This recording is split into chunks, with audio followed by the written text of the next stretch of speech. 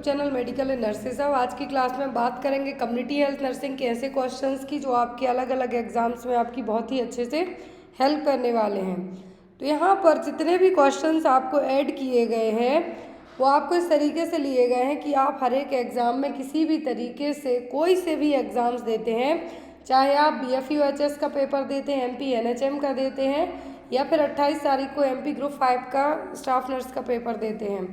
तो यहाँ पर फार्मासिस्ट वालों का आई थिंक एग्ज़ाम है जो हो चुका है MP ग्रुप 5 के लिए। अभी 28 को स्टाफ नर्स वालों का पेपर है, कुछ लोगों का है जो हो भी चुका है अभी एक दिन पहले पेपर। बट अभी जिनका वो अपकमिंग टाइम में पेपर है तो वो ध्यान से देखिए। क्वेश्चंस इस बार है जो स्टाफ नर्स का जो पेपर हुआ है थोड़ा सा हार्ड आया है। ये हार्ड इसलिए कहा गया है एज ऑन स्टूडेंट्स के रिव्यू के जब ऑफिशियल की आएंगी तभी पता चलेगा किस तरीके के क्वेश्चंस आए हुए थे। तो यहाँ पर आज की क्लास का जो फर्स्ट क्वेश्चन है बहुत सारे नर्सिंग एग्जाम्स में आया हुआ है। क्वेश्चन है आपका Kishori Shakti Yojana scheme meant for adolescent girls is implemented under the infrastructure of which health programme. तो यहाँ पर इसी तरीके के और क्वेश्चंस भी आपको ऐड किए जाएंगे। इसी तरीके के क्वेश्चंस का मतलब है कि आपको जो भी आप एग्ज़ाम देते हैं उन सभी में आपके लिए इस तरीके के क्वेश्चंस आते हैं, स्पेशली आपके जो भी स्टेट लेवल के पेपर हो रहे हैं। तो यहाँ पर जो किशोरी शक्ति योजना इसी तरीके से आपको जननी सुरक्षा योजना आ सकती है या फिर जननी शिशु सुरक्षा योजना आ सकती है, आत्मनिर्भर भारत योजना आ सकती है। जितनी भी योजनाओं वाले क्वेश्चन हैं आपको एक सेपरेट क्लास में भी पढ़ा दिए जाएंगे, मे बी या जो आपको वेडनेसडे या फिर थर्सडे तक। बट यहाँ पर जितनी भी योजनाएं वाले क्वेश्चन हैं स्पेशली ANM वाले ध्यान से सुने, CHO की तैयारी कर रहे हैं वो भी, क्योंकि स्कीम है क्या है किशोरी शक्ति योजना एडोलेसेंट गर्ल्स का मतलब है यहाँ पर 10 to 19 ईयर्स एज ग्रुप की गर्ल्स उनके लिए लाई गई थी। तो ये किस हेल्थ प्रोग्राम के तहत आई थी? जैसे आशा वर्कर हैं NHM के तहत आई थी, वैसे ही यहाँ पर किशोरी शक्ति योजना को किस प्रोग्राम के तहत लाया गया था? तो यहाँ पर जो किशोरी शक्ति योजना है किस प्रोग्राम के तहत लाई गई थी? Indian council for child welfare, central social welfare board, integrated child and development services और मिड डे मील प्रोग्राम। तो किस प्रोग्राम के तहत है जो एडोलेसेंट गर्ल्स स्कीम में लाई गई थी? तो स्कीम लाई गई थी integrated child health development services के तहत। किसके तहत? Integrated child health development services के तहत, ICDS स्कीम के तहत। अब यहाँ पर जो ICDS स्कीम थी integrated child health and development services, हम इसको कह सकते हैं आई थी 1975 में। कब? 1975 में। इसमें जो बेनिफिशियर्स एज ग्रुप रखे गए थे वो थी आपकी informal education, pregnant ladies, immunisation, nutrition, इन सब चीज़ों को ऐड किया गया था ICDS में। उसी के तहत किशोरी शक्ति योजना आई थी। किशोरी का मतलब होता है एडोलेसेंस एज ग्रुप की गर्ल्स। क्लियर? नेक्स्ट है यहाँ पर which vaccine is use to prevent the diarrhoea. तो कौन सी वैक्सीन है जो डायरिया से प्रिवेंट करने में हेल्प करेगी? ऑप्शन में है यहाँ पर rotavirus, oral polio vaccine, DPT या फिर ऑल ऑफ दी अबव। तो जो वैक्सीन डायरिया होता कैसे है मेनली बच्चों में? रोटावायरस से। किससे? रोटावायरस से। अब जो वैक्सीन है वो कौन सी होगी? वो रोटावायरस वैक्सीन ही रहेगी जो यहाँ पर डायरिया से प्रिवेंट करने में दी जाएगी। रोटावायरस कॉज करेगा डायरिया, लेकिन उसी से प्रिवेंट करने के लिए वैक्सीन दी जाएगी, रोटावायरस वैक्सीन। अब इस वैक्सीन को ओरल रूट से दिया जाता है। कब कब? 6, 10, 14 वीक्स। जब आपकी पेंटावैलेंट वैक्सीन दी जाती है 6, 10, 14 वीक्स में, उसी टाइम पर रोटावायरस वैक्सीन दी जाती है, लेकिन ये ओरल रूट से 5 ड्रॉप दी जाती हैं। जैसे पोलियो वैक्सीन की 2 बूंद दी जाती हैं, वैसे इसकी 5 ड्रॉप दी जाती हैं और ओरली 6, 10, 14 वीक्स में इनके 3 डोज हैं जो दिए जाते हैं। एक होती है रोटारेक्स और दूसरी होती है रोटाटैक। ये डिपेंड करता है कि हॉस्पिटल में अवेलेबल कौन सी है। तो यहाँ पर आपको याद रखना है वैक्सीन कौन सी है? Rotavirus. Which is the drug of choice for the treatment of cholera. Cholera को ट्रीट करने के लिए कौन सी ड्रग है जो दी जाती है? क्लोरामफेनिकोल, टेट्रासाइक्लिन, पेनिसिलिन या फिर सेफेक्सिम।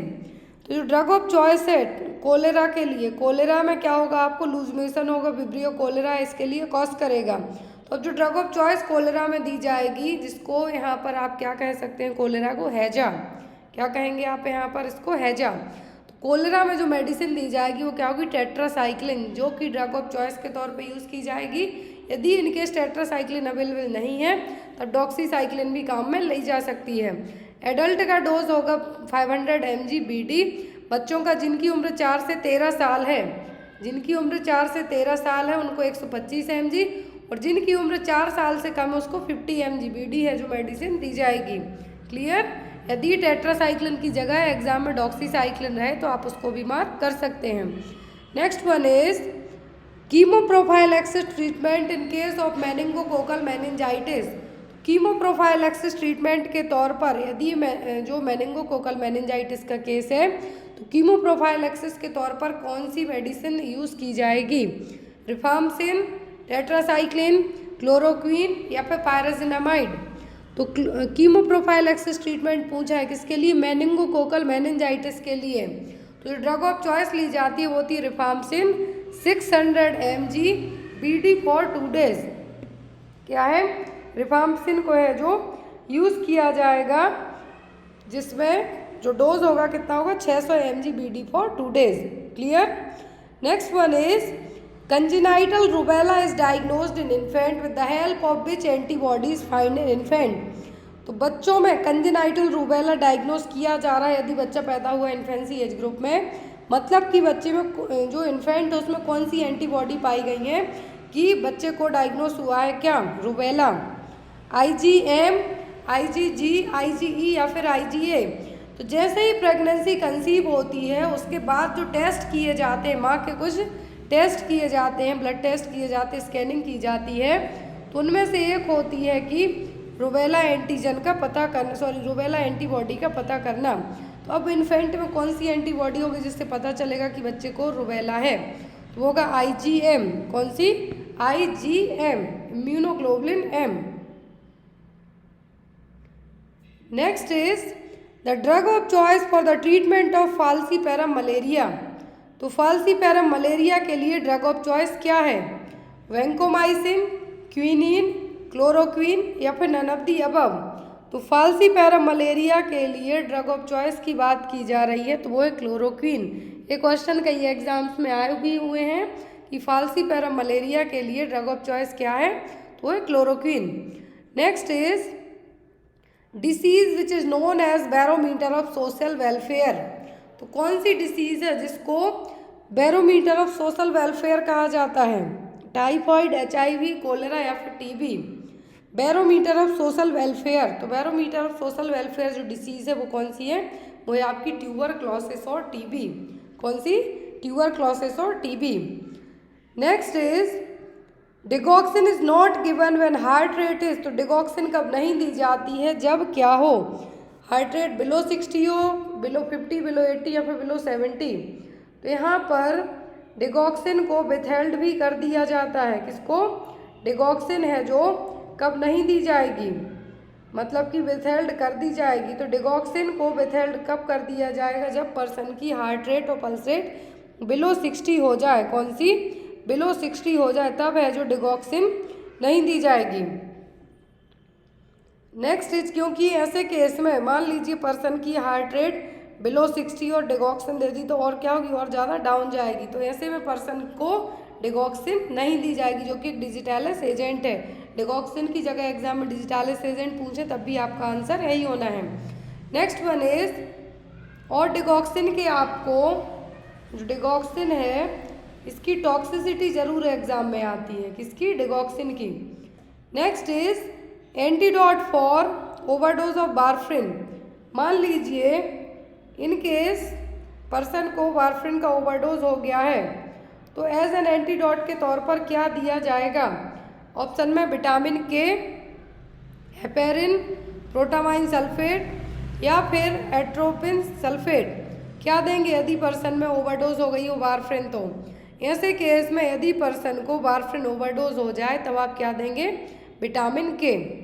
यदि हेपेरिन का पूछें तो हेपेरिन का होगा प्रोटामाइन सल्फेट। क्या होगा, प्रोटामाइन सल्फेट। वारफ्रिन के लिए क्या होगा यहाँ पर विटामिन के। वारफ्रिन कभी भी प्रेगनेंसी में नहीं दी जाती क्योंकि प्लेसेंटा को क्रॉस कर सकती, लेकिन आप हेपेरिन को प्रेगनेंसी में भी दे सकते हैं क्योंकि प्लेसेंटा को क्रॉस नहीं करेगी। Next is which of the following medication is used for the treatment of increased ICP. यदि इंट्राक्रैनियल प्रेशर बढ़ा हुआ है, यदि इंट्राक्रैनियल प्रेशर बढ़ा हुआ है तो कौन सी मेडिसिन देंगे। ऑप्शन में है यहाँ पर डायजेपाम, मैनिटॉल, फ्रूसेमाइड या फिर ऑल ऑफ दी अबव। अब आपको क्वेश्चन ध्यान से देखना है। यदि मेडिकल मैनेजमेंट पूछें तो मैनिटॉल ड्रग ऑफ चॉइस क्या है। यदि आईसीपी बढ़ा हुआ है तो ड्रग ऑफ चॉइस पूछें तो मैनिटॉल। और यदि आपसे जो सर्जिकल ट्रीटमेंट पूछे तो आपको कहना है क्या, बीपी शंटिंग, क्या है, वेंट्रोपेरिटोनियल शंटिंग। नेक्स्ट वन इज, और ये किस तरीके से काम करेगी। जो मैनिटॉल है ऑस्मोटिक डायरेटिक है, जो कि अपना ऑस्मेटिक इफेक्ट के कारण जो न्यूरॉन्स में पानी फिल हो गया है उसको बाहर निकालेगी। आईसीपी कब बढ़ेगा, जब या तो सीएसएफ बहुत ज़्यादा हो या फिर जो प्रेशर है उसको कम कब किया जाएगा, जो फ्लूइड भर गया उसको बाहर निकालेंगे। मैनिटॉल एक डायरेटिक है, इसको देने के बाद बहुत ज़्यादा यूरिन पास होगी तो जो प्रेशर है वो क्या होगा, कम होगा। Next one is the drug administered during acute anaphylactic reaction is. तो कौन सी ड्रग एडमिनिस्टर की जाएगी एक्यूट एनाफिलेक्टिक रिएक्शन होता है तब। Frusemide, atropine, adrenaline, aminophylline. कौन सी मेडिसिन एडमिनिस्टर करेंगे यदि एनाफिलेक्टिक रिएक्शन हुआ है। तो एनाफिलेक्टिक रिएक्शन के लिए ड्रग ऑफ चॉइस होगी आपकी एपिनेफ्रिन और एड्रेनालिन। कौन सी, एपिनेफ्रिन और adrenaline. Next one is which of the following is the common side effect of streptomycin. तो स्ट्रेप्टोमाइसिन का कॉमन साइड इफेक्ट क्या है। Hypersensitivity reaction, damage to facial nerve, damage to 8th cranial nerve, none of the above. क्या है जो streptomycin का side effect है, वो होगा आपका 8वें नंबर की क्रेनियल नर्व को डैमेज करना।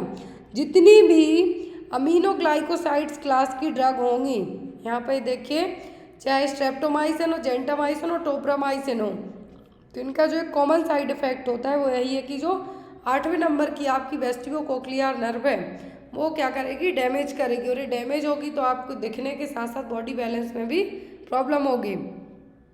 Next is which of the following drug is administered sublingually for the management of angina pectoris. तो कौन सी मेडिसिन एडमिनिस्टर की जाएगी सबलिंगुअली, मतलब कि under the tongue. Angina pectoris मतलब कि चेस्ट पेन हो रहा है तो उसको मैनेज करने के लिए वारफ्रिन, नाइट्रोग्लिसरीन, एटिनोलॉल या फिर एस्प्रिन। कौन सी मेडिसिन है जो एडमिनिस्टर की जाएगी, तो वो की नाइट्रोग्लिसरीन अंडर द टंग दी जाएगी, सबलिंगुअली अंदर जीभ के नीचे रखी जाएगी ताकि बहुत फास्ट तरीके से ऑब्जर्व हो और आपको चेस्ट पेन में रिलीफ मिले। Next is ondansetron administered before chemotherapy, what is the use of that और प्रिवेंट फॉर। तो ऑन्डमसेट्रान एडमिनिस्टर की जाती है कीमोथेरेपी के पहले, तो यहाँ पर इसके क्या यूज है और किससे प्रिवेंट करेगी, पेन से, एलोपेसिया से, एनीमिया से या फिर वॉमिटिंग से। तो ऑन्डमसेट्रॉन एंटी एमेटिक ड्रग है और ये वॉमिटिंग से प्रिवेंट करेगी और इसको कीमोथेरेपी होने के 30 मिनट पहले ही दिया जाता है। ज़्यादा पहले देंगे तो उतना बेटर ये जो असर करेगी, बट हो सकता है जब तक कीमोथेरेपी दी जाए उतने टाइम तक आपको उसका जो इफेक्ट है कम हो जाए, इसीलिए कीमोथेरेपी के 30 मिनट पहले ही ऑन्डमसेट्रॉन और एंटी एमेटिक ड्रग है जो दी जाती हैं, क्योंकि जब भी कीमो होता है उसके बाद आपको नोजिया होगा, वॉमिटिंग होगी, इसीलिए उसके पहले ही 30 मिनट पहले ही ऑन्डमसेट्रॉन या फिर आपको कोई भी एंटी एमेटिक ड्रग है जो दे दी जाएगी। कॉमनली ऑन्डमसेट्रॉन ही यूज़ की जाती है। Who are the health and wellness ambassador under the Ayushman Bharat योजना।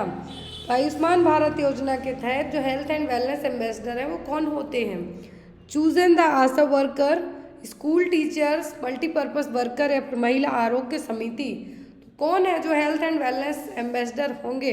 तो आयुष्मान भारत योजना के तहत, किसके तहत, आयुष्मान भारत योजना के तहत किसी भी स्कूल के टीचर्स क्या है, किसी भी स्कूल के टीचर क्या रहेंगे, जो ambassador, health and wellness ambassador रहते हैं। जैसे यहाँ पर हर एक स्कूल के 2 teachers, in 2 teachers in every school will be declared as health and wellness ambassador. तो यहाँ पर एक फीमेल हो और एक मेल हो तो उसको ज़्यादा प्रेफरेंस है जो दी जाती है। किसके लिए, एक मेल टीचर और एक फीमेल टीचर, उनको प्रेफरेंस यहाँ पे दी जाएगी। तो यहाँ पर क्या होगा आपका आंसर, आयुष्मान भारत योजना के तहत हेल्थ एंड वेलनेस एम्बेसडर कौन होंगे स्कूल के। तो यहाँ पर कहा है 1 मेल एंड 1 फीमेल को प्रेफरेंस दी जाती है। इनकेस यहाँ पर फीमेल बसें स्कूल में, जैसे कि जो किंडरगार्टन होते हैं वहाँ पर, लेकिन यदि स्कूल की बात कर रहे हैं हम तो वहाँ पर एक मेल और एक फीमेल टीचर को प्रेफरेंस दी जाती है, जो कि weekly health promotion, disease prevention और इन्फॉर्मेशन देंगे हेल्थ से रिलेटेड। तो क्या है, हेल्थ एंड वेलनेस के एम्बेसडर हैं स्कूल टीचर। वो कितने होते हैं, तो पर स्कूल, हर एक स्कूल के 2 teacher. Next one is which of the following is a regional research platform for WHO south east Asia region being setup under PM आत्मनिर्भर स्वस्थ भारत योजना। तो यहाँ पर योजना है प्रधानमंत्री आत्मनिर्भर स्वस्थ भारत योजना। इसके तहत रीजनल रिसर्च प्लेटफॉर्म WHO का साउथ ईस्ट एशिया में कहाँ पर सेट किया गया है। क्रिटिकल केयर हॉस्पिटल ब्लॉक्स में, न्यू पब्लिक हेल्थ यूनिट्स में, national institute for one health या फिर national centre for disease control school. तो यहाँ पर जो PM आत्मनिर्भर स्वस्थ भारत योजना है, क्या है, PM आत्मनिर्भर स्वस्थ भारत योजना। तो PM आत्मनिर्भर स्वस्थ भारत योजना के तहत जो यहाँ पर रीजनल रिसर्च प्लेटफॉर्म है WHO के साउथ ईस्ट एशिया में, वो कहाँ पर है, national institute for one health. क्या कहा गया है, national institute for one health. और ये जो प्रोग्राम है, जो योजना है, वित्त मंत्री निर्मला सीतारमण ने 1 फरवरी 2021 को लॉन्च की थी। तो यहाँ पर आपको याद रखना है कि जो PM आत्मनिर्भर स्वस्थ भारत योजना है, लॉन्च हुई 1 फरवरी 2021 को। इसमें प्राइमरी और सेकेंडरी हेल्थ केयर के लिए ऊपर है जो काम किया जाएगा। और इसमें भी कहा गया था कि आगे आने वाले 6 सालों तक इसका जो बजट रखा गया था वो था 64,180 करोड़ रुपए। और जो यहाँ पर रीजनल साउथ ईस्ट एशिया के लिए जो रीजनल रिसर्च प्लेटफॉर्म बनाया गया था वो क्या था, national institute for one health. तो यहाँ पर आपको लॉन्चिंग डेट और इसमें क्या काम किए जा रहे हैं, तो प्राइमरी और सेकेंडरी हेल्थ केयर फैसिलिटीज़ पर क्या किया जाना है, जोर दिया जाना है। साथ ही साथ जो लॉन्च की गई थी तो 1 फरवरी 2021 को निर्मला सीतारमण ने इसको लॉन्च किया था। Next one is under JSY Janani Suraksha Yojana who escorts a pregnant woman to the government health centre for delivery. तो JSY स्कीम के तहत है, जो जननी सुरक्षा योजना स्कीम के तहत है, जो कौन है जो क्या करेगा, जो प्रेग्नेंट वूमेन है उनको हेल्थ केयर फैसिलिटी तक या फिर डिलीवरी के लिए हॉस्पिटल तक लेके जाएगा। तो यहाँ पर ऑप्शन में है ASHA, anganwadi worker, community health nurse या फिर मल्टीपर्पज़ वर्कर। तो यहाँ पर कौन है जो एस्कॉर्ट करेगा, एस्कॉर्ट का मतलब है जो प्रेग्नेंट वूमेन है उनको हेल्थ केयर सेंटर तक लेके जाएगा डिलीवरी के लिए, तो वो है आशा वर्कर। अब यहाँ पर JSY स्कीम से 5 क्वेश्चन बनते हैं, वो यहाँ पे हम आपको रखना है। जननी सुरक्षा योजना में क्या किया गया था, इंस्टीट्यूशनल डिलीवरी के लिए बढ़ावा दिया गया था, जिससे जो मैटरनल और न्यूनेटल मॉर्टेलिटी रेट है उसको हम कम कर सकें। अब यहाँ पर यदि एग्ज़ाम में जो कैश असिस्टेंस है या फिर इंस्टीट्यूशनल डिलीवरी के टाइम पर कितना पैसा है जो दिया जाता है, मदर के लिए भी मिलता है और जो आशा वर्कर लेके जाएगी उसके लिए भी मिलेगा। तो यहाँ पर यदि रूरल एरिया की बात करें, रूरल एरिया का मतलब है जो कि शहरी क्षेत्र है, तो शहरी क्षेत्र की बात करें तो यहाँ पर कितना दिया जाता है, रूरल एरिया में मदर को दिया जाता है 1400 रुपये। और जो LPS और HPS है, यहाँ पर LPS का मतलब है लो परफॉर्मिंग स्टेट। कैसे, लो परफॉर्मिंग स्टेट है तो 1400 दिया जाएगा माँ के लिए और 600 रुपये रहेगा उसमें आशा का पैकेज इंक्लूड। और यदि हाई परफॉर्मिंग स्टेज है तो ओनली 700 दिया जाएगा इसके लिए, माँ के लिए 600 रहेगा आशा के लिए। अब यदि अर्बन एरिया की बात कर रहे हैं हम, अर्बन एरिया है यदि जैसे कि शहरी क्षेत्र हैं, तो यहाँ पर मदर के लिए पैकेज होगा 1000 LPS में लो परफॉर्मिंग स्टेट में, हाई परफॉर्मिंग स्टेट हैं तो 600 रुपये, आशा के लिए 400 रहेगा दोनों केस में। अब यहाँ पर जो आशा का पैकेज है इसमें कहा गया है ASHA package of ₹600 in rural areas include 300 for ANC component and 300 for facilitating institutional delivery. ये पॉइंट आपको याद रखने की ज़रूरत है। तो आपने देखा कि आशा का पैकेज यदि पूछें जो JSY स्कीम के तहत है, जो प्रेग्नेंट महिला को हॉस्पिटल लेके जा रही है, तो 600 मिलेंगे रूरल एरिया में, चाहे LPS स्टेट हो या फिर HPS स्टेट हो। अर्बन है तो 400 रुपये मिलेंगे। लेकिन यदि यहाँ पर कहा गया है कि यदि यही आशा का पैकेज जो 600 रुपये है, तो इसको जो टोटल 600 रुपये मिले हैं, तो प्रेग्नेंट महिला से पैसे नहीं मांग सकती है कि आपके जो डिलीवरी के लिए हम ले गए, हमें 600 रुपये बस मिले हैं, आपको और देना होगा हॉस्पिटल ले जाने के। ऐसा नहीं है। तो यहाँ पर 600 रुपये किस तरीके से दिए जाते हैं कि 300 रुपये आप जो प्रेग्नेंट लेडी को हॉस्पिटल लेके गए हैं वो हैं, और 300 रुपये जो आप ANC चेकअप वगैरह के लिए लेके गए उसके हैं, तो टोटल मिला के 600। ऐसे ही यदि अर्बन एरिया में बात करें तो जो 400 दिए गए हैं, तो 200 रुपीज़ करके इस तरीके से दिए जाते हैं। तो यहाँ पर आपको यदि एग्ज़ाम में आता है कि LPS स्टेट में जो टोटल अमाउंट पूछें तो 2000 बताना है रूरल एरिया में, और HPS में पूछें तो 1300। इसका चाहे तो आप स्क्रीनशॉट लेके रख सकते हैं या फिर याद कर सकते हैं, क्योंकि ये एग्ज़ाम में आता है, स्पेशली आप जब NHM और CHO एग्ज़ाम देने वाले हो तब। Next one is health survey and planning committee is also known as. Health survey और प्लानिंग कमेटी के लिए क्या कहा जाता है? Mudaliar committee, Bhore committee, Mukherjee committee या फिर ननद्दी अबब। जो हेल्थ सर्वे और प्लानिंग कमेटी है, इसका दूसरा नाम क्या है? मुदलियार कमेटी। क्या है? मुदलियार कमेटी, जो कि 1962 में। एंड डेवलपमेंट कमेटी, याद रखना, health survey and planning committee है तो Mudaliar, health survey and development committee है तो भोर कमेटी। नेक्स्ट है यहाँ पर विच of the following is not an objective of epidemiology. तो एपिडेमियोलॉजी के ऑब्जेक्ट कौन से नहीं है, दैट मीन्स सेम कौन से नहीं है। ऑप्शन है यहाँ पर to determine the extent of disease found in the community, to evaluate both existing and new preventive and therapeutic measures and modes of healthcare delivery, to study the natural history and prognosis of disease, to help draw conclusion on the social cause of the problem।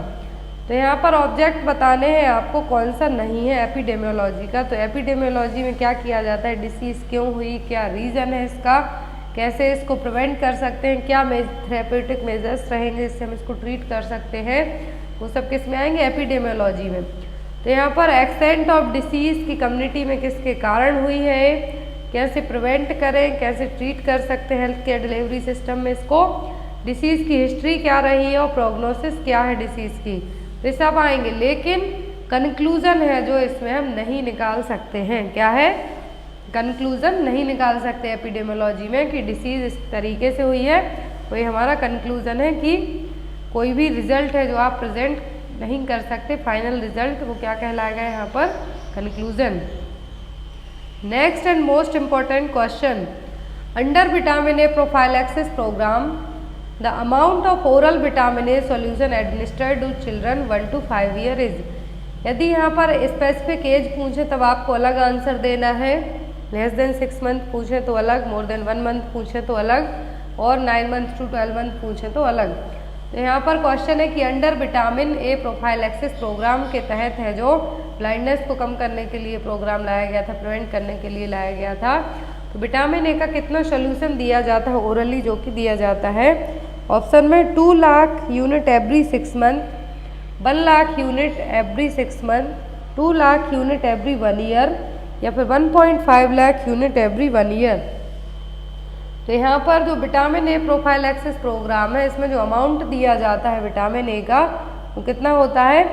2 lakh unit every 6 month. जब as यहाँ पर बता दी गई है कि 1 से 5 साल है, कितनी है? 1 से 5 साल है, तो कितना देना है हमें? 2 लाख यूनिट एवरी 6 मंथ में। यदि टोटल डोज की बात की जाए तो वो भी आपको एग्जाम में आ सकता है। और जो प्रोग्राम है कब लाया गया था? Vitamin A prophylaxis, national prophylaxis programme against nutritional blindness, तो 1970 में 1970 में लाया गया था। इसमें कहा गया था कि जो एक साल से लेके 3 साल तक की एज ग्रुप के बच्चे थे, लेकिन आफ्टर दैट इसमें बढ़ाया गया था। तो यहाँ पर इसके तहत जो डोज दिया जाता है ये होता है, पूछा जाता है तो इन्फेंट और चिल्ड्रन, यदि बच्चे की एज यहाँ पर कही जाती है लेस देन 5 मंथ है, मतलब हम क्या कह सकते हैं, यंग इन्फेंट है तो 50,000 आयु। यदि ओल्डर है बच्चा, ओल्डर इन्फेंट का मतलब 6 महीने से लेके 11 महीने तक है तो 1 लाख। और यदि 1 साल से 5 साल तक की एज ग्रुप कहा जाता है तब कितना डोज दिया जाएगा, तब डोज दिया जाएगा 2 लाख। अब यहाँ पर बात की जाती है कि यदि बच्चे को क्या है, ज़ीरोफ्थेल्मिया है, नाइट ब्लाइंडनेस है या फिर वाइट हॉट स्पॉट है, एग्जाम में आ सकता है आपको, तो यहाँ पर हमने बात कर ली विटामिन ए प्रोफाइलैक्सिस प्रोग्राम के तहत कि यदि बच्चे की एज लेस देन 5 मंथ है, मतलब हाफ ईयर का है तो 50,000 देना है, 6 महीने से 11 महीने का है तो 1 लाख देना है। लेकिन यहाँ ऊपर क्वेश्चन में था कि 1 से 5 साल का है तो कब कितना देना है, 2 लाख यूनिट एवरी 6 मंथ में देनी, कितना 2 लाख यूनिट हर 6 महीने में देना है। और यदि बच्चे को ये प्रॉब्लम है, ज़ीरोफ्थेल्मिया है, नाइट ब्लाइंडनेस है या फिर वाइट हॉट स्पॉट है तो 10,000 एवरी डे फॉर 25 और 25,000 every week for at least 3 month तक। ये जो यूनिट है यहाँ पर, तो हमने अभी तक जो बेसिक पढ़े थे कि बिना किसी प्रॉब्लम के हैं तो इतना देना है। लेकिन यदि प्रॉब्लम हो गई है, ज़ीरोफ्थेल्मिया हो गया, ड्राइनेस है आँखों में, नाइट ब्लाइंडनेस है, वाइट हॉट स्पॉट है, तो 10,000 एवरी डे देना है या फिर 25,000 एवरी वीक देना है यूनिट, कितना 3 महीने तक। फिर यदि एक्टिव कॉर्नियल डिलीजन है जो कि रेयर केस में होगा, देना है 2 लाख ऑन डेज 1, 2 and 14। फिर बहुत ज़्यादा अमाउंट है जो देना है।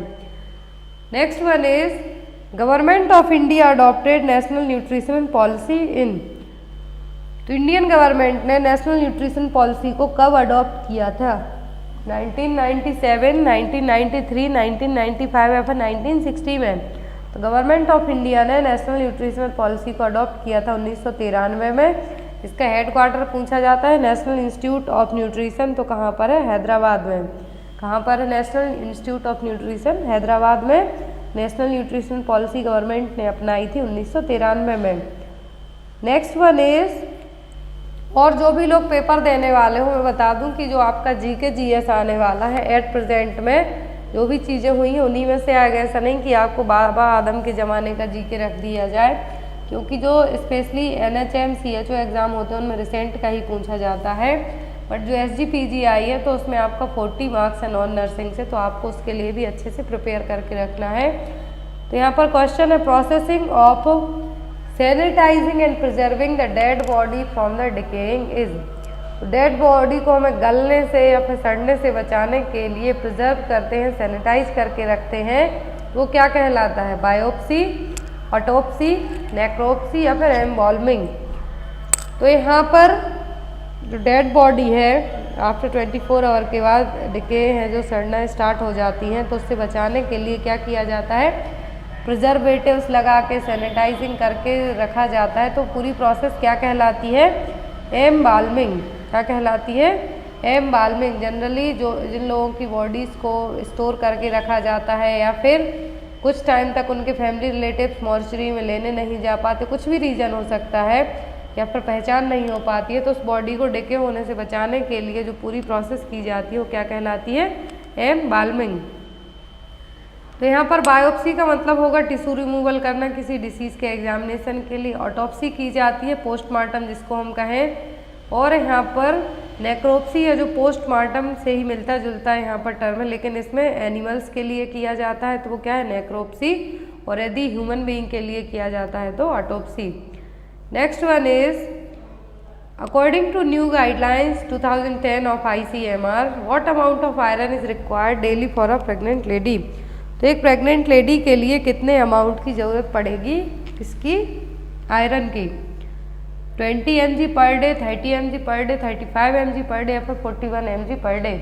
तो ICMR गाइडलाइन के अकॉर्डिंग पर डे है जो किसी भी लेडी, जो प्रेग्नेंट लेडी है उसको 35 mg पर डे आयरन की ज़रूरत पड़ेगी। Next one is which of the following is not a characteristics feature of pellagra. तो इनमें से पेलाग्रा का फीचर्स कौन सा नहीं है, डायरिया, डिमेंशिया, ड्राउजीनेस या फिर डर्मेटाइटिस। तो पेलाग्रा के 4D सिम्टम्स होते हैं, तो कौन सा नहीं है, तो वो ड्राउजीनेस। बाकी 4 कौन कौन से हैं, dementia, dermatitis, diarrhoea and death. क्या है, 4D सिम्टम है। यदि आता है आपको 4D सिम्टम डिसीज कौन सी है, तो तो वो पेलाग्रा जो कि नियासिन की कमी के कारण होगी। यदि 4Ds प्रोग्राम पूछें तो वो RBS के प्रोग्राम। याद रखना है आपको ये दोनों चीज़ें। 4Ds डिसीज आती है यदि तो क्या है, पेलाग्रा जो कि नियासिन की कमी के कारण होगी। 4D सिम्टम है इसके dementia, dermatitis, diarrhoea and final है डेथ। अब 4D प्रोग्राम पूछते हैं तो वो क्या है, राष्ट्रीय बाल स्वास्थ्य कार्यक्रम RBS के प्रोग्राम, जो कि जन्म से लेकर 18 साल तक के एज ग्रुप के बच्चों को कवर करने के लिए लाया गया था। इसके 4Ds क्या है, defect at birth, deficiency, disease, developmental delay including the disabilities. तो ये क्या हो गए, 4D प्रोग्राम पूछे तो RBS के, 4D डिसीज पूछते हैं तो क्या है, pellagra. Next one is disulfiram is a drug that is used in treatment of. तो डाइसल्फ्राम एज डिटरेंट एजेंट का काम करती है, तो किसको ट्रीट करने में यूज़ की जाती है, मलेरिया, लेप्रोसी, एड्स या फिर अल्कोहलिज्म। तो डाइसल्फ्राम जो ड्रग है किसके ट्रीटमेंट में यूज़ की जाती है, अल्कोहलिज्म में, और एक डिटरेंट एजेंट का काम करेगी। Next is which of the following is the most common type of immunoglobulin in the serum and participate in precipitation and neutralisation of toxins and virus. Question देखिए, कौन सा इम्यूनोग्लोबुलिन है जो कि सबसे ज़्यादा यहाँ पर मोस्ट कॉमन टाइप है, जो कि सीरम में रहेगा और जो टॉक्सिन और वायरस को न्यूट्रलाइज करने का काम करेगा, IgM, IgG, IgA या फिर IgE। तो यहाँ पर जो इम्यूनोग्लोबुलिन है मोस्ट कॉमनली पाया जाता है, लेकिन क्या करता है, टॉक्सिन और वायरस को न्यूट्रलाइज करता है, तो क्या, IgG। यहाँ पर एक चार्ट के थ्रू सबसे इजी आपको समझ में आएगा। जो बॉडी में सबसे ज़्यादा परसेंटेज ऑफ टोटल की बात करें तो क्या होता है, IgG। ब्लड में रहेगा, लिम्फ में रहेगा, इंटेस्टाइन में रहेगा। जो भी बैक्टीरिया, वायरस, टॉक्सिन्स आएंगे उनके लिए क्या रहेगा, एक्टिव हो जाएगा और यहाँ पर फैगोसाइटोसिस रिस्पॉन्स के लिए हेल्प करेगा। और एक लौता ऐसा इम्यूनोग्लोबुलिन है जो प्लेसेंटा को क्रॉस कर सकता है, बाकी कोई भी इम्यूनोग्लोबुलिन प्लेसेंटा को क्रॉस नहीं कर सकते, ये भी याद रखें आप। फिर आता है IgA, इनके फंक्शन है, इम्यूनोग्लोबुलिन ये क्या है, सेकंड मोस्ट एविडेंट इम्यूनोग्लोबुलिन है, जो कि saliva, mucus, tears, bronchial, GI, vaginal secretion, जितने भी म्यूकोसल लेयर्स हैं वहाँ पर रहेगा। और ये क्या करेगा, absorption of antigen from food, protect against respiratory, GI and GU infection से प्रोटेक्ट करने का काम करेगा। IgM है, जनरली ब्लड और लिम्फ में पाया जाता है और प्राइमरी इम्यून रिस्पॉन्स का काम करेगा। ये जनरली जब इन्फेक्शन हो या फिर डिसीज़ हो उस टाइम पर क्या रहेगा, 1 वीक पहले तक एक्टिव हो जाएगा। IgD है, क्या है, अननोन इसके काम है, लेकिन ये ब्लड और लिम्फ में रहेगा। IgE सबसे कम और लेकिन सबसे ज़्यादा हेल्पफुल, जो भी हाइपर सेंसिटिविटी रिस्पॉन्स होते हैं, हाइपर सेंसिटिविटी रिएक्शन होगी, उसमें कौन एक्टिवेट होगा सबसे ज़्यादा, तो वो है IgE। आई होप आपको पूरे पांचों क्लियर हो गए हो। सबसे ज़्यादा आता है जो क्वेश्चन वो है IgG, IgA, IgM और IgE को लेके। तो IgE का एक ही क्वेश्चन बनता है सबसे ज़्यादा, जो वो है hyper sensitivity response, allergic response. और IgM का आता है यदि, तो वो होता है कि कोई डिसीज़ के इन्फेक्शन के टाइम पर प्राइमरी रिस्पॉन्स कौन देगा, IgM। और यदि बात करें IgG की तो सबसे ज़्यादा IgG रहता है बॉडी में, ये प्लेसेंटा को क्रॉस कर सकता है और बाकी कोई भी प्लेसेंटा को क्रॉस नहीं कर सकता। तो ग्लोबुलिन क्लियर हो गया हो, क्योंकि इसमें यहाँ पर आपके से एक चार्ट से 5 से 6 क्वेश्चन तक एग्जाम में आ जाते हैं।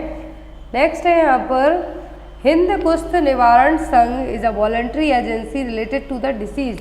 हिंद कुष्ठ निवारण संघ एक वॉलंटरी एजेंसी है, किससे रिलेट करती है, किस डिसीज से, TB से, लेप्रोसी से, मलेरिया से या फिर फाइलेरियासिस से। तो कुष्ठ का मतलब क्या होता है, लेप्रोसी। तो यदि आपको ज़्यादा अपना दिमाग नहीं लगाना और याद रखना है ऐसा क्वेश्चन, तो यहाँ पर क्या है, हिंद कुष्ठ, कुष्ठ रोग हम हिंदी में किसको कहते हैं, लेप्रोसी को।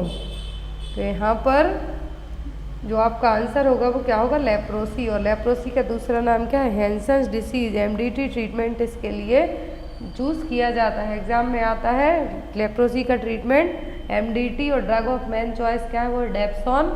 और लेप्रोसी किसके कारण होता है, माइकोबैक्टीरियम लेप्रा के थ्रू। हिंद कुष्ठ निवारण संघ एक वॉलंटरी एजेंसी है, जो कि लेप्रोसी और हैंसेंस डिजीज से रिलेट करती है।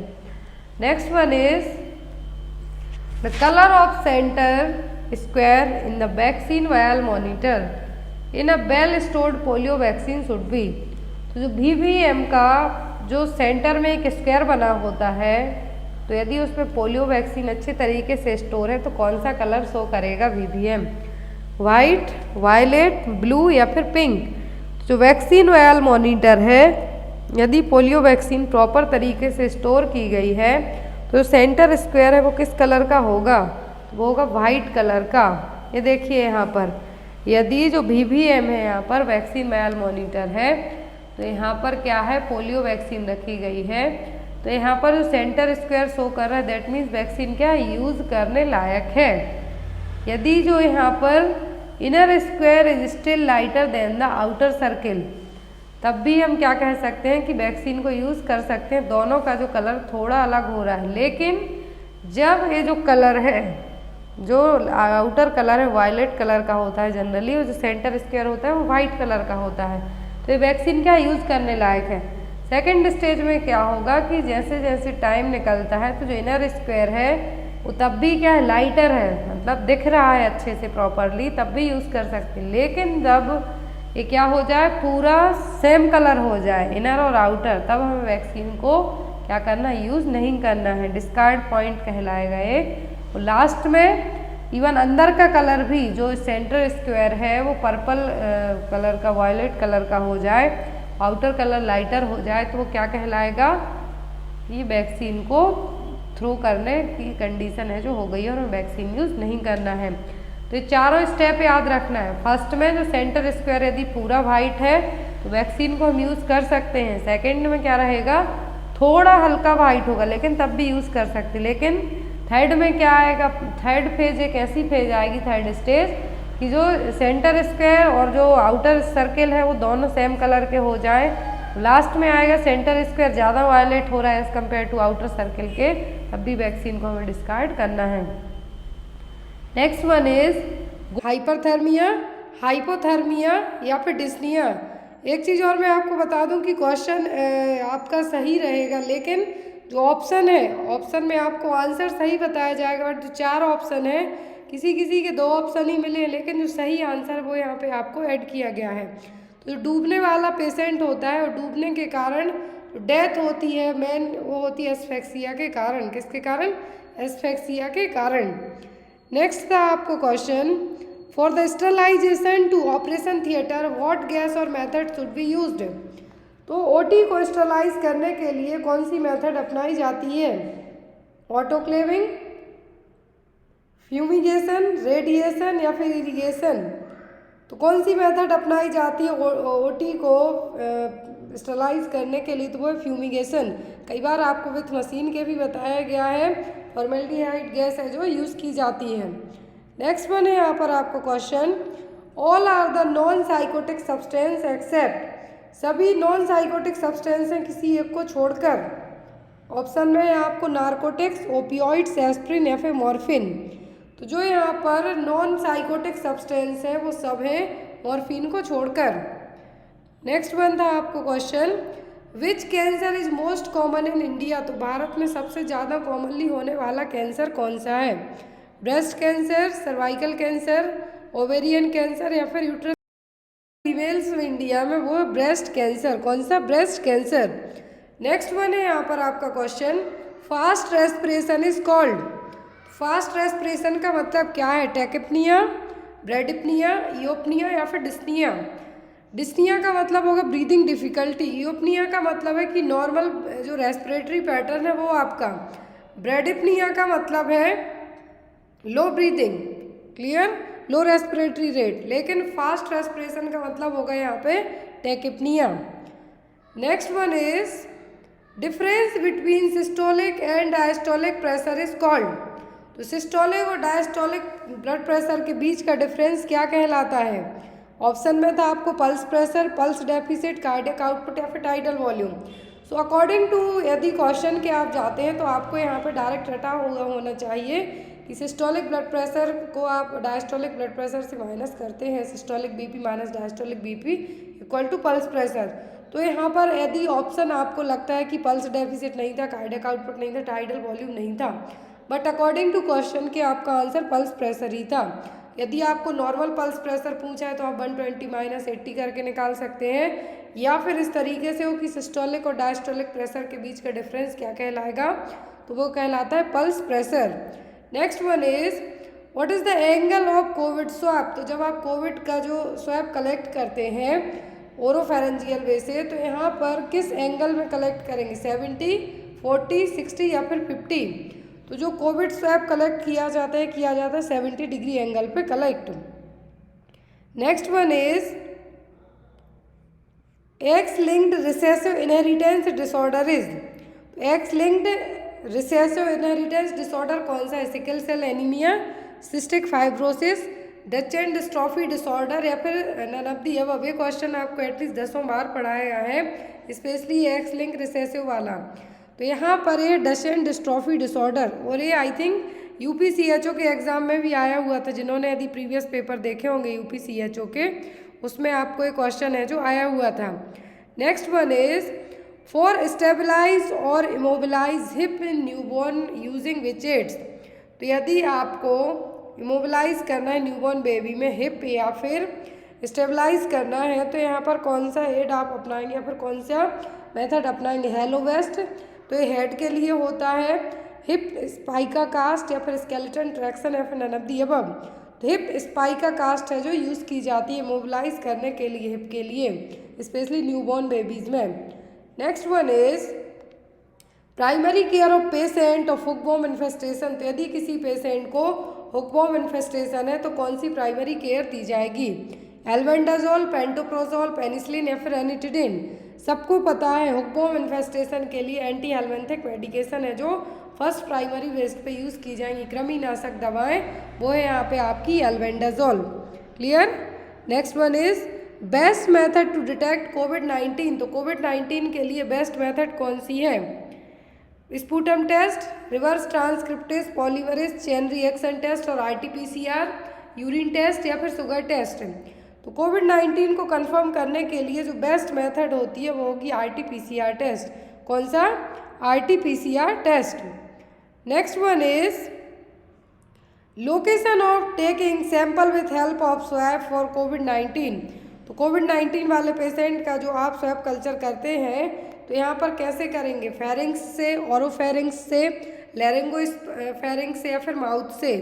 तो जो सैंपल कलेक्ट किया जाता है स्वैब के थ्रू कोविड-19 के पेशेंट का, वो था ओरोफेरिंग्स रूट से। कैसे, ओरोफेरिंग्स रूट से।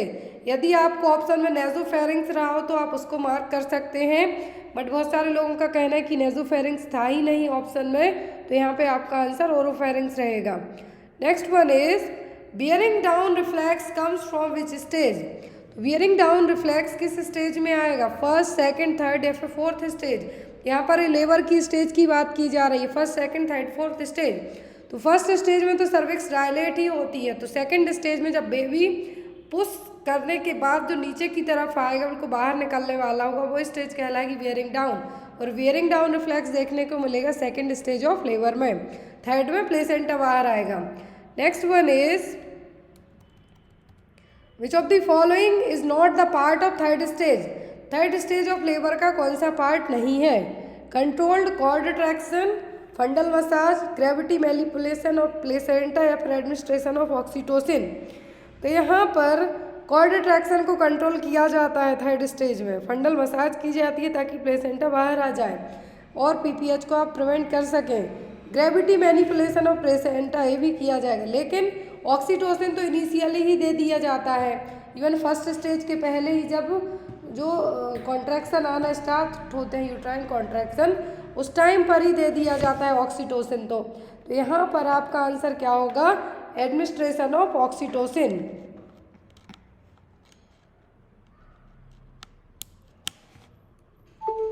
नेक्स्ट वन है यहाँ पर आपका question, A teacher teaching a class and take a sample of lung in formalin with which type of sample it is। तो यदि आपने क्लास में आपके टीचर सीधा लंग्स लेके आ गए, फॉर्मेलिन में रखा हुआ है वो लंग्स, तो क्या है, क्योंकि फॉर्मेलिन केमिकली यूज़ किया जाता है कोई भी स्पेसिमेन कलेक्ट करने के लिए एज अ प्रिजर्वेटिव के तौर पे, अदरवाइज जो भी ऑर्गन आपने प्रिजर्व करके रखा है वो खराब हो जाएगा। तो यहाँ पर लंग्स लेके आए फॉर्मेलिन में रखा हुआ है, तो ये क्या है, रिकॉर्ड है, रिपोर्ट है, स्पेसिमेन है कि प्रोजेक्ट है, ये कहलाएगा आपका specimen. Next one is which position is given to an unconscious patient in tracheostomy. देखिए 2 क्वेश्चन आए थे, एक कॉन्शियस में एक अनकॉन्शियस में। तो यहाँ पर अनकॉन्शियस पेशेंट में यदि पर्सन की ट्रॉकियोस्टोमी हुई है तो कौन सी पोजीशन देंगे, लेटरल, सुपाइन, सेमी फॉलोअर या फिर प्रॉन। तो अनकॉन्शियस है पेशेंट तो सुपाइन पोजीशन देंगे। फिर नेक्स्ट था कि पेशेंट कॉन्शियस है और ट्रैकियोस्टोमी हुई है, तब कौन सी पोजीशन देंगे, तब हम देंगे semi Fowler position. Which position is which solution है यहाँ पे,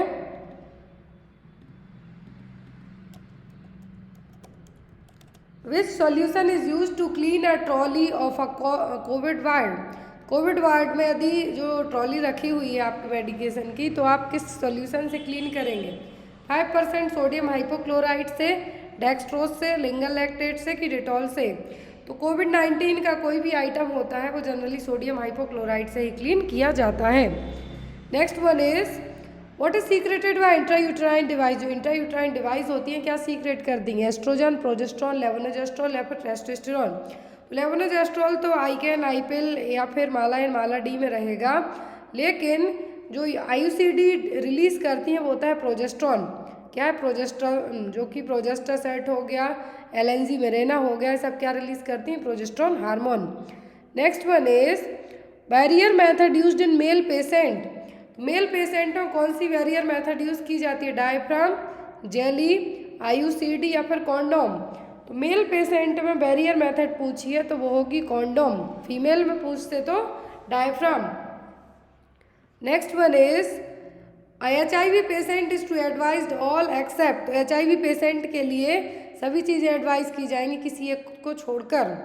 डोंट डोनेट योर ब्लड, ये बिल्कुल एडवाइस किया जाएगा कि यदि आप अपना ब्लड डोनेट ना करें, अदरवाइज आपको जो HIV यदि आपने किसी दूसरे पर्सन को आपका ब्लड ट्रांसफ्यूज हो गया तो उसको भी हो जाएगा। मेंटेन पर्सनल हाइजीन, इसको लिए भी आप बोलेंगे सेल्फ एनस इंटरकोर्स कोर्स या फिर ऑल ऑफ दी अबव। तो यहाँ पर आप पर्सन के लिए क्या एडवाइस नहीं करेंगे, वो होगा self anus intercourse course.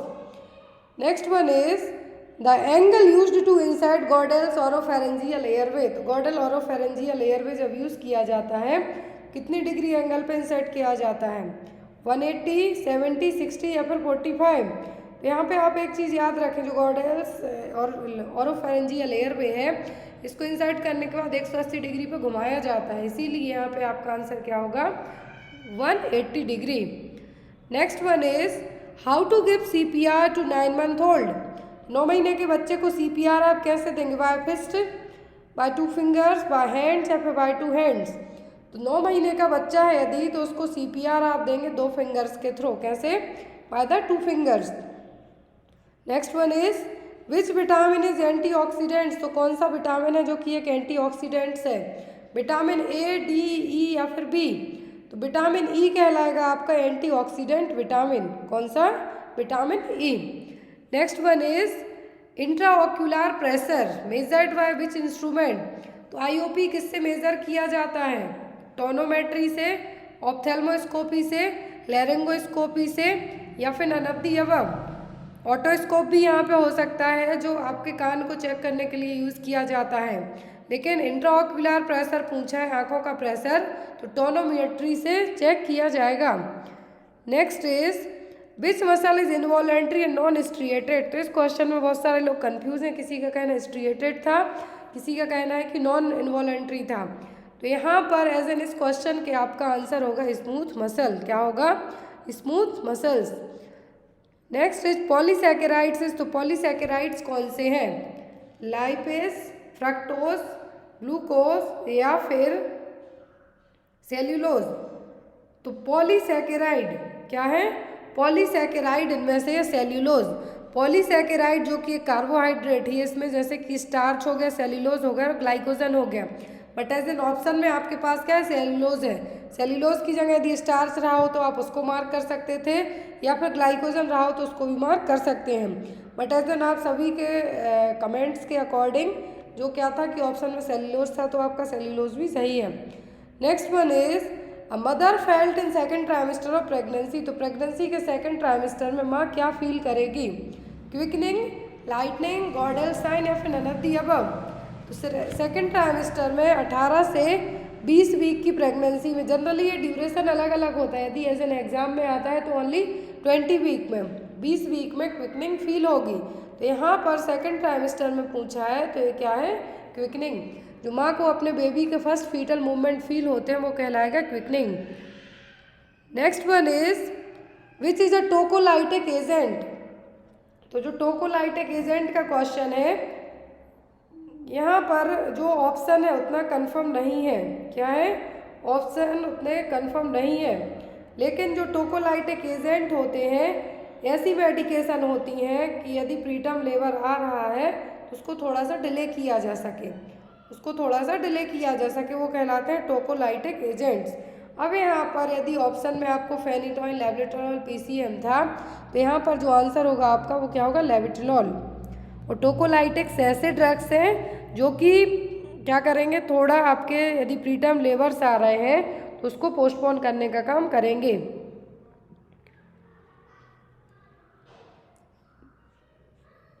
Next था आपको व्हाट हैपेंड इन टॉन्सिलाइटिस, या फिर टॉन्सिलाइटिस के आपको साइन सिम्टम पूछे गए हो। तो टॉन्सिलाइटिस में क्या है, जो टॉन्सिल्स हैं वहाँ पे हाइपरट्रॉफी देखने को मिलेगी। क्या देखने को मिलेगी? Hypertrophy. Next one is which is not a data record. तो डेटा रिकॉर्ड का पार्ट कौन सा नहीं? Using green pen, short and concise matter होना चाहिए, अंडरस्टैंडेबल होना चाहिए, कि नन ऑफ द अबव होना चाहिए। तो डेटा रिकॉर्ड में आप कभी भी बीच के बीच ग्रीन पेन का इस्तेमाल ना करें। ब्लू से तो इवन आप लिखते ही हैं जब भी आप कोई डेटा बनाते हैं अपने हॉस्पिटल रजिस्टर में, लेकिन आप उसमें ग्रीन पेन का यूज़ ना करें। Next one is all vaccine are involve in pentavalent vaccine except. तो पेंटावैलेंट वैक्सीन में 5 वैक्सीन होती हैं किसी एक को छोड़कर। डिप्थीरिया, पर्टिसिस, टिटनस जो कि डीपीटी वैक्सीन है, hepatitis B and HIV, haemophilus influenzae type B vaccine. तो यहाँ पर एज एन ऑप्शन के आप जाते हैं तो ऑप्शन में था डिप्थीरिया, इन्फ्लुएंजा, हेपेटाइटिस बी और पोलियो। तो यहाँ पर आपका आंसर होगा पोलियो। नेक्स्ट आपको what is the clinical manifestation of tonsillitis. Tonsillitis का यदि यहाँ पे ऑप्शन पता नहीं थे, बट यहाँ पर टॉन्सिलाइटिस में आपको फीवर होगा, गले में दर्द होगा, सर्दी होगी, हेडेक होगा, बॉडी एक होगा, जो कि बेसिक इन्फेक्शन में आपको देखने को मिलेगा।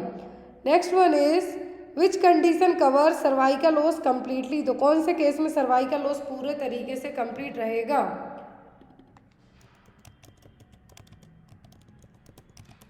तो यहाँ पर ऑप्शन में था abruptio placenta, bipolar placenta, placenta previa, फिर प्लेसेंटा एसेटा। तो पूरा सर्वाइकल ओस कंप्लीट होता है प्लेसेंटा प्रीविया में। किसमें? प्लेसेंटा प्रीविया में, जिसमें पेनलेस वेजाइनल ब्लीडिंग भी होगी। नेक्स्ट वन था आपको mental health act amendment in. Mental health act कब आया था? 1987 में, 2011 में, 2001 में, कि none of the above. Mental health act आया था 1987 में, 1987 में। नेक्स्ट वन था यहाँ पे condition in which patient is happy and sad both. मतलब एक ही पर्सन कुछ टाइम पे खुश है और कुछ टाइम पे दुखी हो जाता है, तो ये क्या है? सिजोफ्रेनिया है, बाइपोलर है, OCD है, या फिर मैनिया है। तो यदि पर्सन हैप्पी हो रहा है दैट मीन्स मैनिया, लेकिन दूसरे पल सैड हो रहा है मतलब डिप्रेशन। तो दोनों चीज़ें देखने को मिलती हैं बाइपोलर में। किसमें? बाइपोलर में एक ही पर्सन में एक टाइम पे पता चला सुबह बहुत खुश है, शाम के टाइम दुखी हो गया, रो रहा है, बात नहीं कर रहा है। तो ये सब क्या है? बाइपोलर के लक्षण हैं। Next one is in which condition of schizophrenia waxy flexibility seen. तो सीजोफ्रेनिया के कौन से टाइप में वैक्सी फ्लेक्सिबिलिटी देखने को मिलेगी? कैटाटोनिक में, पैरानॉइड में, रेसिड्यूअल में, कि सिंपल में? तो सीजोफ्रेनिया के वैक्सी फ्लेक्सिबिलिटी यदि बात की जा रही तो ये देखने को मिलेगी कैटाटोनिक सीजोफ्रेनिया में। नेक्स्ट था आपको question which drug can cause pre eclampsia. तो प्री एक्लेम्सिया प्रोस्टाग्लैंडिन कॉज कर सकती है, डायबिटीज़ वाली ड्रग्स कर सकती है कॉज, लेकिन यहाँ पे ऑप्शन में प्रोस्टाग्लैंडिन था, तो आपका ये सही आंसर है। Next one is example of proton pump inhibitors. तो प्रोटॉन पंप इनहिबिटर्स कौन से हैं? पेंटाप्रोजोल है, NSAID है, पेनिसिलिन है कि सिट्राजिन है? सिट्राजिन तो एंटी एलर्जिक ड्रग है। यहाँ पर जो प्रोटॉन पंप इनहिबिटर्स हैं, क्या है? प्रोटॉन पंप इनहिबिटर्स हैं। ऑप्शन में आपका यदि पेंटाप्रोजोल था तो आपका ये बिल्कुल सही आंसर है। पेंटाप्रोजोल हो गया, लेंसोप्रोजोल, जितनी भी मेडिसिन में जोल लगा, ओमेप्रोजोल हो गया, ये सब क्या है यहाँ पे? ये सभी मेडिसिन है proton pump inhibitors. Next one is what is the main symptom of asthma. तो अस्थमा का मेन क्लासिकल साइन होता है वीजिंग। ऑप्शन में था आपको वीजिंग, स्ट्राइडर, डिस्निया या फिर फीवर। जो मेन क्लासिकल साइन होता है अस्थमा का वो है वीजिंग, सीटी बजना। Next one is which vitamin can cause beriberi. तो कौन सा विटामिन है जो बेरी कॉज कर सकता है? थियामिन, राइबोफ्लोविन, नियासिन या फिर पेंटाथोनिक। तो जो विटामिन बेरी को कॉज कर सकता है वो कहलाएगा आपका thiamine, vitamin B1। Next is best accurate method to detect breast cancer. तो ब्रेस्ट कैंसर को डिटेक्ट करने की सबसे अच्छी मेथड क्या है? Mammography, X-ray, BSc, blood culture या फिर थर्मोग्राफी भी था आई थिंक ऑप्शन में आपको।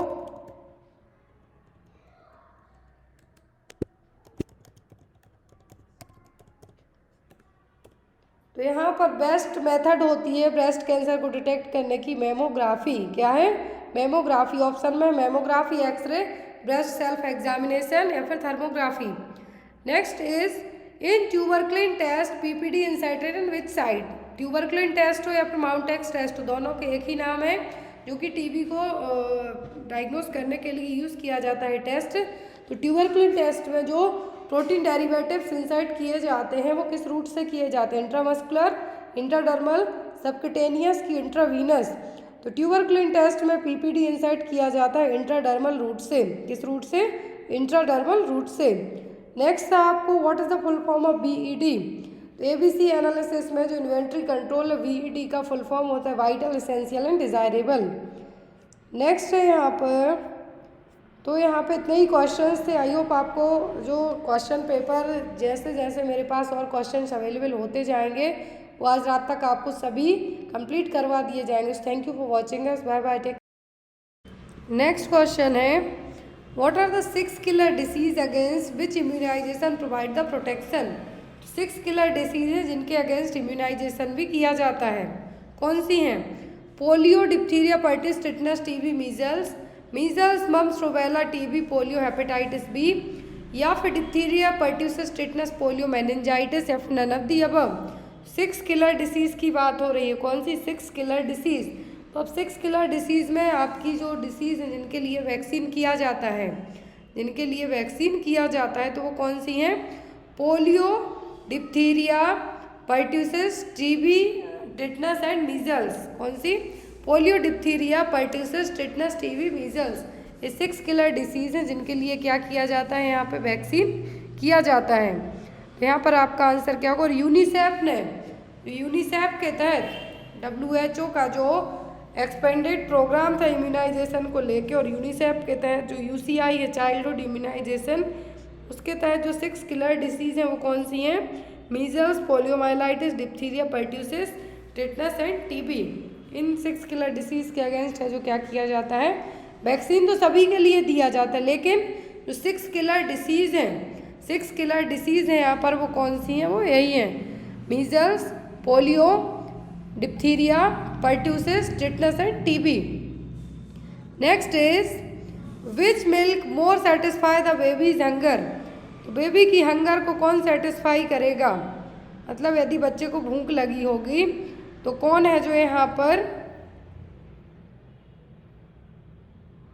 ये कौन से टाइप का मिल्क है जो बच्चे की भूख को पूरा करेगा? ऑप्शन में है यहाँ पर hind milk, colostrum, transitional milk या फिर फोर मिल्क। तो कौन सा है जो यहाँ पर, कौन सा है जो यहाँ पे बच्चे की भूख को कंप्लीट करेगा? तो कोलेस्ट्रम तो इनिशियल 3 डेज बस निकलता है। फिर यहाँ पर जो मिल्क है, क्या है? जो मिल्क है बच्चे की भूख के लिए कंप्लीट करेगा वो होगा हाइंड मिल्क। हाइंड मिल्क क्यों? क्योंकि इसमें सबसे ज़्यादा, हाइंड मिल्क में क्या होगा? सबसे ज़्यादा सबसे ज़्यादा इसमें फैट रहेगा, कैलोरी रहेगी। क्या रहेगा? कैलोरी रहेगी। इसीलिए इसके लिए क्या क्या कि बेबी की हंगर को शांत करने वाला दूध कौन सा है? तो होगा हाइंड मिल्क। एक होता है कोलेस्ट्रम और अर्ली मिल्क, दूसरा होता है ट्रांजिशनल और तीसरा होता है मैच्योर मिल्क। तो यहाँ पर जो कोलेस्ट्रम है, कोलेस्ट्रम जिसको हम अर्ली मिल्क कहते हैं, ये सबसे ज़्यादा यदि एंटीबॉडी वाला पूछें तो क्या होता है? कोलेस्ट्रम। ट्रांजिशनल 4 से 10 दिन तक निकलता है, जिसमें लो प्रोटीन होगा कोलेस्ट्रम के कंपेयर में, क्योंकि सबसे ज़्यादा प्रोटीन तो कोलेस्ट्रम में ही रहता है। फिर आपका आता है मैच्योर मिल्क। कौन सा? मैच्योर मिल्क, जो कि 10 दिन के बाद डिलीवरी के आएगा। लेकिन यहाँ पर ये रहता कब तक है? आगे तक, बहुत आगे तक रहेगा बच्चे में। सॉरी, बच्चे में नहीं, जब बच्चा दूध पिएगा तब। फिर आता है हाइंड मिल्क। ये तब आता है जब बच्चा जब फीड करता है बच्चा, जिसमें सबसे ज़्यादा फैट होता है। इसी के पीने के कारण बच्चा जब फैटी मिल्क पिएगा माँ का, तभी बच्चा कैसा रहेगा? वेट गेन जल्दी से स्टार्ट होगा। Next one is which of the following vaccine can be given to severely immunocompromised HIV positive child. यदि बच्चे को HIV है, यदि बच्चा HIV पॉजिटिव है, तो कौन सी वैक्सीन आप दे सकते हैं? मतलब बाकी की नहीं दे सकते। DPT, मीजल्स, BCG और OPV। तो यहाँ पर ना तो आप बच्चे को OPV दे सकते हैं, ना ही BCG दे सकते, ना ही मीजल्स दे सकते हैं, क्योंकि बच्चा ऑलरेडी किसका में HIV पॉजिटिव है, ऑलरेडी इम्यूनिटी बिल्कुल डाउन है। डिप्थीरिया, पर्टिसिस, टिटनेस, ये वैक्सीन आप बच्चे को दे सकते हैं, ये वैक्सीन आप बच्चे को दे सकते हैं। Next is the thick yellow milk secreted by mother just after the 2 days of delivery is known as. Delivery के बाद है जो येलो कलर का मिल्क निकलेगा, वो कौन सा मिल्क है? Colostrum, hind milk, transitional milk या फिर लेन्यूगो। तो ये कौन सा मिल्क कहलाएगा? ये कहलाएगा कोलेस्ट्रम। येलो कलर का कोलेस्ट्रम ही रहता है, आफ्टर दैट तो वाइट कलर का ही आना स्टार्ट होता है। तो येलो मिल्क की बात करें डिलीवरी के बाद, तो वो कौन सा है? वो है कोलेस्ट्रम। कौन सा? Colostrum. Next is which hormone is responsible for milk production. Milk production के लिए कौन सा हार्मोन रिस्पॉन्सिबल होगा? प्रोलैक्टिन, ऑक्सीटोसिन, थायरॉक्सिन या फिर प्रोजेस्टेरॉन। तो यहाँ पे आपको कंफ्यूज नहीं होना है। 2 हार्मोन ही है जो मिल्क प्रोडक्शन और रिजेक्शन में एक महत्वपूर्ण रोल प्ले करेंगे। मिल्क का प्रोडक्शन मतलब प्रोलैक्टिन, मिल्क का इजेक्शन मतलब ऑक्सीटोसिन। क्या है? प्रोडक्शन में प्रोलैक्टिन आपका आएगा, रिजेक्शन में ऑक्सीटोसिन। नेक्स्ट इज, इसका आंसर आप लोग कमेंट बॉक्स में देंगे। क्वेश्चन है crawling of an infant occurs at which age. तो इन्फेंट में क्राउलिंग कब देखने को मिलेगी? एक होता है क्रीपिंग, मतलब पेट के ऊपर रेंगना, जैसे सांप खिस सकते हैं, केंचुए खिस सकते हैं। दूसरा होता है क्राउलिंग, मतलब हाथ उठा के एब्डोमेन ऊपर रहे, घुटने और हाथ के बल चलना, इसको कहेंगे क्राउलिंग। तो ये किस मंथ में होगा? 8 to 9 month, 2 to 3 month, 4 to 5 month या फिर 6 to 8 मंथ। इसका आंसर आप लोग कमेंट बॉक्स में देना।